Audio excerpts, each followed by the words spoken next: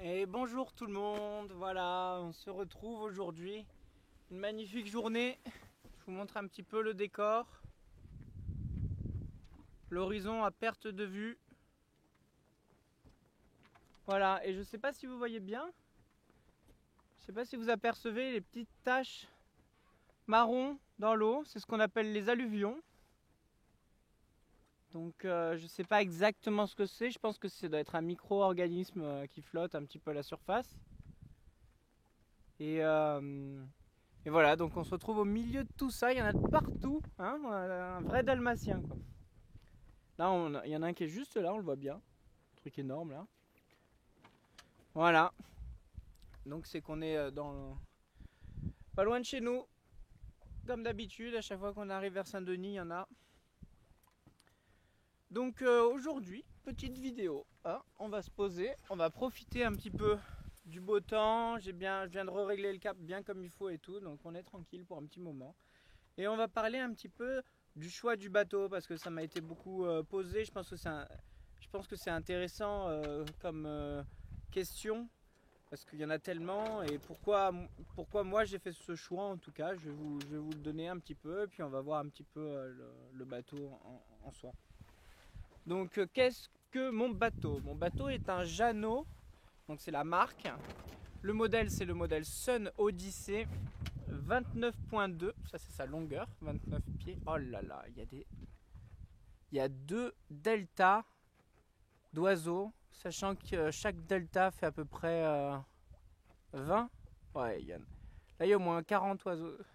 Incroyable, incroyable. Ah, ils se suivent à la perfection là. Ils vont passer juste devant, peut-être que vous allez les voir un moment. Ils foncent sur nous là, ils tournent. Oh là là, les deux deltas n'en fait qu'un. C'est merveilleux. Ah, ils sont reséparés. Oh là là, je sais pas ce qu'ils font, mais... Allez, rattrape ton groupe. Bon, un delta de 40 oiseaux, c'est compliqué, hein. Mais voilà, vous le voyez là, il est juste devant vous. Regardez-moi ça.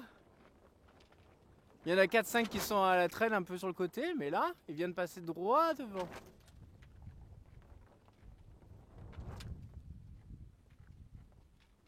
Voilà, ça c'est du delta, les amis. Donc... Oh là là, il y en a encore un autre là, il y en a de partout. Il y en a de partout, c'est merveilleux, c'est trop beau. Donc voilà, on se retrouve hein, vers Chassiron, Antioche, tout ça. Et donc, pourquoi ce bateau-là? Donc j'en étais à 29.2, c'est sa taille. Et légende, ça veut dire toute option en gros. Ça veut dire, voilà, ça veut dire toute option, comme sur les voitures. Donc ça veut dire avec plus de confort surtout et quelques options en plus. On va voir ça en détail. Donc... Alors, la première chose à faire, comme je l'ai expliqué une fois dans les commentaires, le plus important, vraiment, ce qui va définir tout le reste, c'est la taille du bateau. Donc, pourquoi? Parce que la taille du bateau, c'est d'une le prix d'achat, que ce soit neuf ou d'occasion. Tout est le prix est surtout en fonction de la taille, de la longueur. La place de port est en fonction de la longueur, et ça peut vraiment aller Enfin vraiment, ça peut aller du simple au double pour 3 pieds quoi, vraiment, vraiment. C'est incroyable. Donc du coup, avoir un petit bateau, vous payez vos places de port vraiment pas cher, alors que si vous avez un très grand bateau, vous allez vous ruiner en place de port tellement ça coûte cher. Donc il y a vraiment une énorme différence, à bien faire attention, renseignez-vous un petit peu. De toute façon, de ce que j'ai vu, le prix des ports en France, du moins la côte du moins la côte atlantique, c'est quasiment partout pareil. Il y a des petits ports un peu plus abandonnés qui sont un petit peu moins chers l'hiver, mais c'est à peu près kiff kiff bourricot, on va dire, sur toute la côte atlantique, hein, même au niveau de la Manche. Voilà. Donc du coup, la taille est hyper importante. Moi, j'ai pris 29.2 justement. C'était ils n'ont pas inventé cette taille pour rien. 29.2 pourquoi? Parce que ça fait moins de 30 mètres, moins de 30 pieds pardon. Ça fait moins de 30 pieds, donc pour quand c'est des frais qui sont comptés en pieds, bah au moins vous êtes en dessous des gros bateaux, parce qu'on va dire qu'un gros bateau ça commence à 30 pieds, voire 32.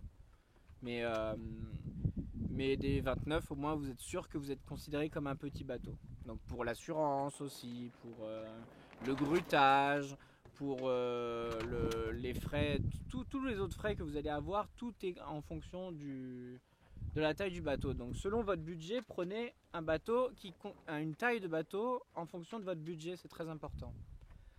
Et voilà, et en mètres, il fait à peine moins de 9 mètres. Donc dans les ports, la plupart du temps, c'est calculé en mètres.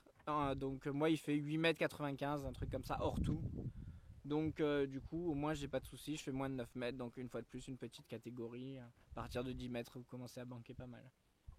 Voilà, donc ça c'est pour la taille. Après, pour la marque, bah écoutez, Jeannot, j'en ai vu de partout en Atlantique. Hein. Entre mon stage de Glénan et ma petite balade, tout ça, j'ai bien vu que des Jeannot, c'était vraiment le monopole du bled. Il faut savoir que c'est des bateaux qui sont quand même faits en batterie, hein, dans des usines, les uns après les autres. Donc forcément, ils ont les défauts de ce genre de... Ils sont pas faits à la main, forcément, mais du coup, le gros avantage, c'est qu'ils coûtent pas très cher, on va dire. Ils coûtent beaucoup moins cher, beaucoup moins cher qu'un bateau fait à la main ou des choses comme ça, ou des choses un peu plus avec des méthodes plus traditionnelles. Donc, du coup, ça reste des bateaux qui sont abordables. Hein, il y en a de tout, il y en a de toutes sortes. Celui-là, c'est un des premiers. Mais après, ça va jusqu'à 40, 50 pieds, 60 pieds. Vous pouvez... Il n'y a pas de limite. Et, donc voilà, c'est un bateau en plastique monolithique, en polyester, quelque chose. Polyester monolithique, je crois, un truc comme ça. Donc ça veut dire en gros que c'est du plastique fait en un bloc. Et donc la coque fait 6 mm. Hein. Donc c'est pas énorme, mais bon, ça suffit. Hein. Qu'est-ce que je peux vous dire d'autre sur la marque? Je la connais pas plus que ça, c'est français. Bon voilà, pour ceux que ça intéresse.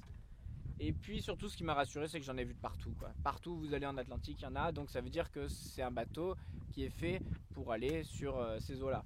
On dit qu'il faut prendre un bateau en fonction de son plan de navigation ou truc comme ça, de son choix de là où on navigue, si on est en Méditerranée, en Atlantique, etc. Donc bon, moi vu que je voulais naviguer en Atlantique, j'ai vu qu'il y en avait pas mal, donc ça m'a rassuré.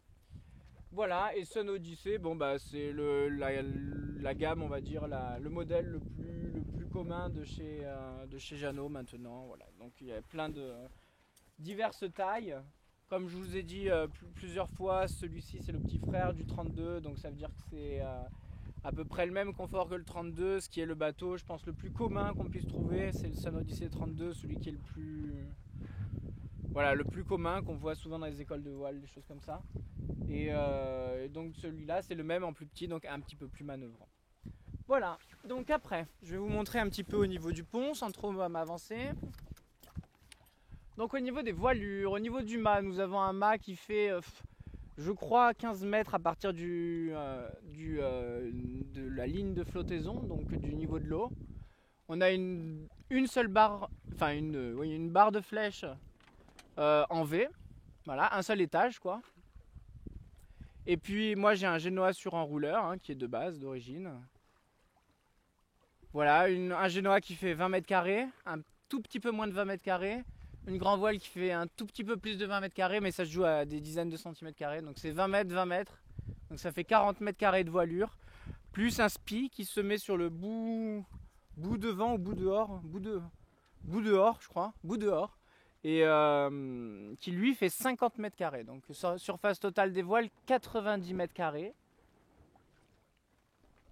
Voilà, des hublots un peu partout, ça c'est important parce que du coup c'est bien éclairé, vous allez le voir après. Donc il y en a un là, il y en a une petite demi-lune, un petit croissant de lune à l'avant au pied de mât qui est typique de ce bateau-là. Hein. C'est comme ça qu'on les reconnaît facilement au port, c'est de voir ce petit croissant de lune. Voilà. Qu'est-ce que j'ai? J'ai un patara donc fixe de base, avec mon système pour le retendre un petit peu parce qu'il était mou. J'ai quoi d'autre? Voilà, il est tout d'origine, hein, à part la grand voile qui est neuve. Donc la grand voile n'est pas d'origine. Mais je veux dire, il est bien équipé de base, quoi. Voilà, des winch Arken. Je crois qu'ils ont un nom spécial. Je sais pas si c'est Arken Sport ou Arken quelque chose. Mais c'est pas le modèle basique. C'est un modèle un petit peu au-dessus, mais bon voilà, hein, vous avez vu quand je l'ai démonté, c'est pas non plus énorme hein, au niveau des crantages, des rouages, etc. Donc voilà, de base on a l'équipement Raymarine le plus classique qu'on puisse connaître, hein, c'est ce qu'on voit à peu près partout. Et voilà, hein, le pilote auto, bon je pense pas qu'il soit de base, qu'il soit vendu avec, et encore peut-être. Voilà, une échelle de bain, une jupe arrière, biseautée dans ce sens-là. Hop.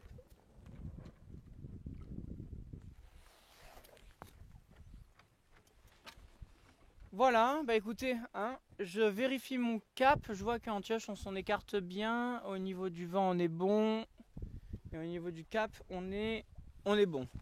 Donc du coup je vais vous montrer un petit peu l'intérieur, on va en discuter aussi. Vous voyez, de suite, hein, c'est bien lumineux, c'est grand, c'est spacieux, hein, pour un moins de 9 mètres c'est quand même assez grand. On a un grand lit double à l'avant. Vous voyez un petit peu de lumière là, un petit peu de lumière là. Donc là vous voyez un grand lit double, une grande cabine, bien appréciable, avec ça que vous pouvez l'enlever. Voilà, des coffres disséminés partout en dessous avec le réservoir d'eau qui se trouve ici. Voilà. Après, nous avons donc un magnifique carré, hein, un carré incroyable. Donc ça c'est moi c'est un modèle de 2006. Donc c'est la sellerie la plus récente, hein. Avant il y en avait des bleus et avant il y avait encore autre chose. Voilà, vous voyez que vous avez la place pour étaler bien votre table avec votre carte, avec une table qui peut s'ouvrir ou se replier. Table à carte.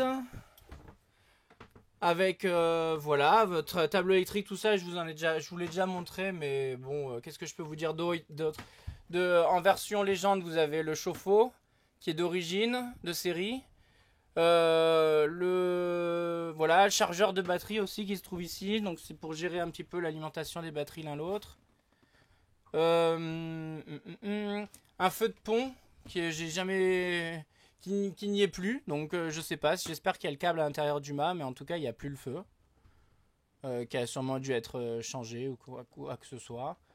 Quoi d'autre? Voilà, vous avez au niveau de la cuisine la petite gazinière, le petit rangement, la poubelle, le frigo qui se trouve ici, hein, qui a un grand bac en dessous. Voilà, des équipés un peu partout. Une magnifique salle de bain, moi j'ai beaucoup aimé la salle de bain, je trouve qu'avec le bois, etc., bon, il faut finaliser un petit peu pour qu'elle soit un petit peu plus chaleureuse, on va dire, un peu plus chaude. Mais voilà, c'est nickel, hein, il y a tout ce qu'il faut, vous avez la douche ici, donc avec le chauffe-eau comme je vous ai expliqué, les toilettes, le bac de douche ici avec la petite pompe là pour aspirer l'eau du bac de douche. Hop, et puis on va aller là. Voilà, ici vous avez donc le moteur qui se trouve là derrière, classique. Et vous avez une grande cabine double, une fois de plus. Donc là, il y a un peu mon matossage qui est là. Mais vous voyez, il y a un grand lit là, énorme, de au moins 1 mètre de large. Et un autre qui fait au moins 90 minimum, quoi. Donc vous voyez qu'il y a de la place jusqu'à là-bas. Et une fois de plus, ici, énormément de hauteur. Comparé à certains bateaux où ça, c'est beaucoup plus long pour laisser place à un coffre. Nous avons un coffre que du côté salle de bain. Et ils n'ont pas mis de coffre du côté cabine arrière pour justement qu'on puisse être assis sur son lit, se redresser, se mettre assis sans souci. C'est vraiment très spacieux, on n'a pas du tout l'impression de suffoquer, quoi. Donc c'est très appréciable, vous voyez. On peut choper le cap ici, à travers. Donc voilà, très bien ficelé. Maintenant, le problème, c'est que nous avons un coffre que d'un côté et pas de l'autre. Donc le bateau a tendance à gîter du côté où il y a le coffre, de base. Donc c'est pour ça qu'il est conseillé. Moi, dedans, il y a mon radeau de survie qui pèse à peu près 5 ânes morts, si c'est pas plus. Et du coup, je vous le conseille de mettre ici. Vous savez, accroché ici, on voit des boîtes en dur qui se larguent facilement et qui s'accrochent ici sur bâbord du coup. Comme ça rééquilibre ce que vous mettez dans le coffre sur tribord. Voilà. Hein. Bon après, qu'est-ce que je peux vous dire au niveau de... On m'a posé les questions, savoir si comment il réagissait. Il réagit comme vous le pilotez quoi. Hein. Il gîte quand vous bordez trop et il dérive et il rame quand il n'y a pas de vent quoi. Je veux dire un peu comme tous les bateaux. Maintenant, qu'est-ce que... J'en ai pas fait assez pour vous donner une différence de comportement entre tel ou tel bateau. Ça, je peux vraiment pas vous dire. Moi, ce que je peux vous dire, c'est que au près, avec un bon vent, avec des riz dans la grand voile et tout, ça gîte bien comme il faut. Et que voilà. Et le reste du temps, c'est tout pépère, c'est tout calme. Classique. Après, c'est à vous de régler quoi. Si ça gîte trop, vous choquez. Et puis voilà, vous remettez le bateau à plat. Donc je pourrais pas vous dire s'il est trop gitard, comme on peut entendre des fois. Est-ce qu'il remonte bien au près? Il remonte au près, hein. Il remonte, je suis déjà arrivé à 30 degrés du vent, donc je dirais que... Et encore avec des petits vents. Donc oui, je dirais oui, il remonte au près. C'est un bateau qui remonte au près, et c'est un bateau qui gîte, et c'est un bateau qui fait tout comme les autres bateaux. Donc voilà, je peux pas vous en dire plus par rapport à ça. Hein. 30 degrés c'est plutôt correct. Hein. Alors, dès qu'on est en dessous de 45 degrés, ça veut dire que c'est un bateau qui remonte bien au vent. Donc je dis pas que je fais tout le temps du 30 degrés, de base je fais plutôt du 40-45. Mais si je veux faire du 30 ou même par gros temps avec des bons réglages fins, on peut faire même en dessous de 30 je pense. Hein. Une fois de plus, quasiment avec tous les bateaux, quoi, à part avec l'Hermione, mais sinon je vois pas quoi. Voilà, sinon qu'est-ce que je peux vous dire d'autre? Il nous reste 15 secondes, donc voilà, je l'ai en mode quillard, 1,40 de tirant d'eau. Et puis voilà, si vous avez des questions, je suis là pour y répondre. Bisous, bye, à bientôt.